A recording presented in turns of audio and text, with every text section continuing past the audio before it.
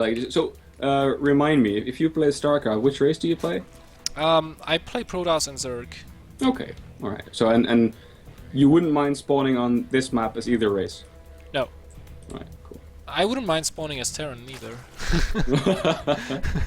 But you know, okay. So in the past, I reached a diamond with Protoss, so I gave myself the um, I made a vow that I will switch race to Zerg and get at least platinum or diamond.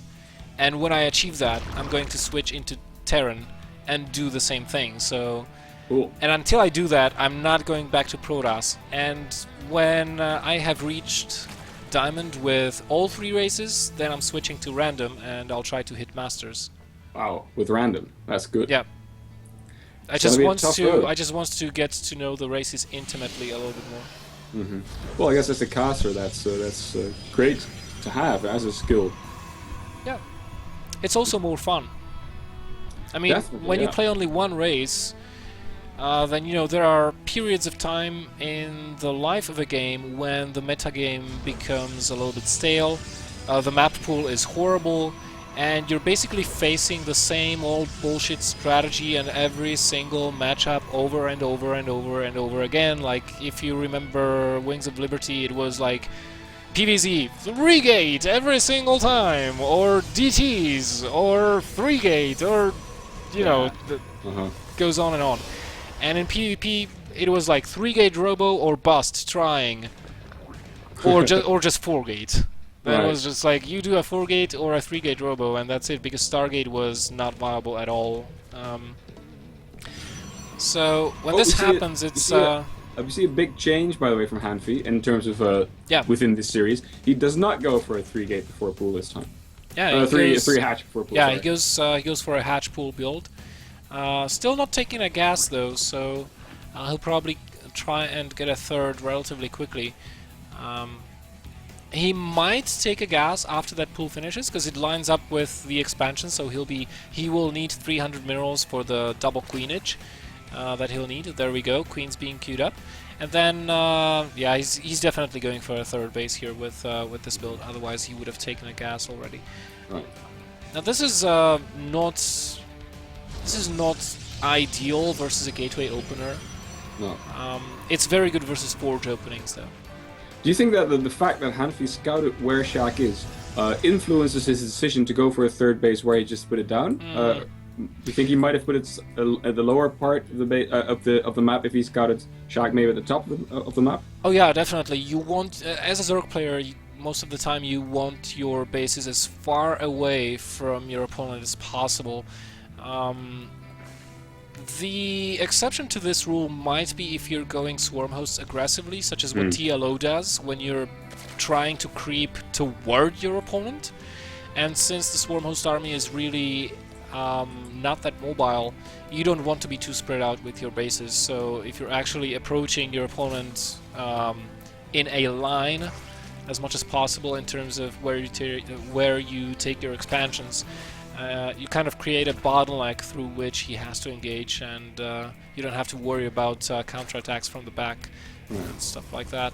Right. There's something going on here. So Sjaak sent out a probe to go scout, and then of course he realized, because of the overlord in his base, where HaNfy needs to be, the bottom left. Yeah. But then he didn't send the probe over there right away. The probe's out chilling up there. Do you think the probe and Sjaak's actually got it selected, or yeah, there we go. So there's a pylon coming up. So there might be some pressure. Yeah, he definitely wants to go for a pressure. He doesn't know what his opponent opened with, and he doesn't care, because 3-gate is a very solid opening, whether you are going against 2-base Zerg or 3-base Zerg. In this case, it's going to be a 3-base Zerg. The gas is just now finished. And, well, Sjaak is going to be very happy about seeing this third base, because that means he can... he will most probably be able to take that out, and he knows most probably he's going to be facing slowlings and queens, and he didn't see any spines there, so he knows that he's got like 40 seconds, which will give him another warping round before that spine is done. Yeah, he needs to hurry up though, because like you said, the spines are on their way right now. So if he waits another, There we go. He should go now. There we go. There we go. This is the timing. Yep, it is. If you can split this army, kill these lings before the next 10 or 15 Ooh. or so of them come, then he's going to be in a good spot here. He needs to start warping more and more zealots if he wants to continue with this, however. Right. HaNfy has a lot of Zerglings prepared here. I think HaNfy might just hold this off easy. There's just not enough zealots currently with this to hold up against those lings and the spines. 28 more lings on the way. Sjaak puts down a forge. And he's continuing the pressure, so this is a very similar situation to what we had on Alterzim Stronghold in the first map, and that's the game that Sjaak won. You think he's gonna have enough to back this this attack up this time? Because he didn't do as much damage as he did last time. I think so. Okay. I think he might. I think HaNfy's prepared pretty well right now. Well, you know, the thing is the force fields. They can change the landscape of a battle really, really quickly. That's true, but if you have only force fields, well, Sjaak doesn't have only force fields, but yeah, well, he does have like 6 zealots with this. He goes around. He anticipated the flank that HaNfy was trying to set up, forced him to reposition his spines as well. HaNfy tried to bait some force fields, and there we go, some force fields, but also some with force fields. Whoa! Lots of Zerglings getting contact area. Yeah, horrible force fields here, I have to say. I'm used to seeing something a little bit more refined from Sjaak, but it was enough. Oh, and there's a recall. Yeah. Whew. Because there are 12 more lings coming on the way, and Sjaak just decides to go back. Now, there's a huge difference between the Alterzim game and this one. Not only the difference in map, which makes it a little bit easier to defend the third base as a Zerg player, but also on Alterzim, Sjaak was able to prolong this pressure. Well, obviously he was able to kill the third, but if we leave that out of the equation, he was able to get his own third up, and just stay there a lot longer. Whereas right now, HaNfy was able to retain his third base. He didn't lose any drones. He's up in income. They're similar drone counts or probe counts. Sjaak's gonna try again.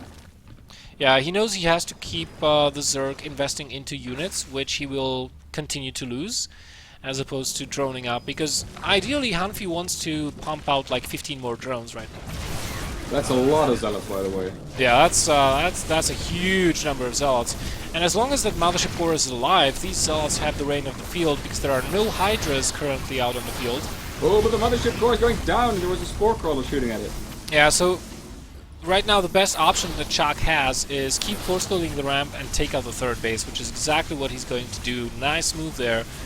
And now he can just try and go around or position his units in such a way that Lings will have a tough time getting us around. Right. Or is he actually going to try and kill these drones in the north? This is starting to look like the first game, of course. But of course HaNfy is broken out of his base already, so... Ooh. It's now taking out the pylon, so no more reinforcements for Sjaak at this point. And in fact, HaNfy will get his drones back to safety. Yeah, he will. Another base just now finished in the bottom, so he can start mining that straight away. Whoa, okay, this is tough. Oh, Sjaak is going to lose these units, no doubt. But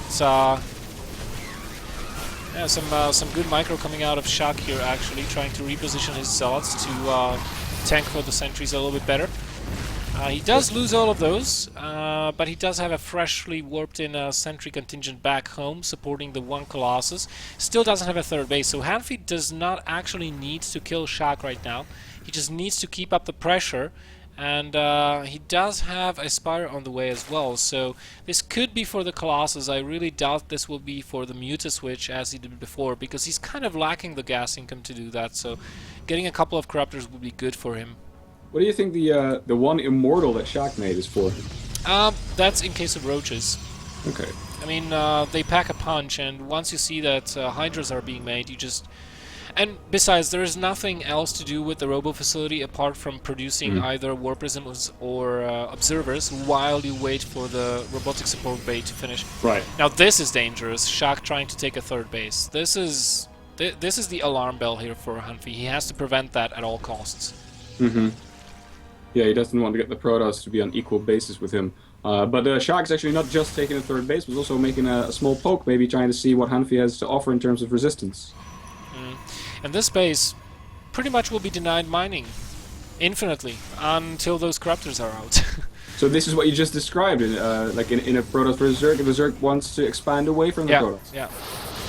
And especially base with the cliff above the minerals is really abusable. You can also see this in TVZ and TVP, where the Terran just unloads one medevac above the minerals and just continues to take shots at the workers. And you just really have to evacuate your whole mineral line if that comes to happen. Now here are the Corruptors. So the Corruptors, you know, if they can take down the Colossi relatively quickly, then the Roaches and Hydras might have a shot at taking down the rest of the army. But again, we have you the can take out Mothership the Core. natural. Yeah, we have the Mothership Core with the recall, so I don't know how... Oh, there goes the Time Warp. Nice force Brilliant field, one, actually. Right, the Colossus get focused down, but not fast enough. I'm not sure he even gets one in the end. Yeah, there, one goes down. But yeah, the there's only Soakers two were Corruptors left now. targeting down the Corruptors very, very quickly there. Yeah. Beautiful force fields by Wow. by Sjaak. Where did all the Hydras go to? Well, they were up here in the choke. I think they got grilled.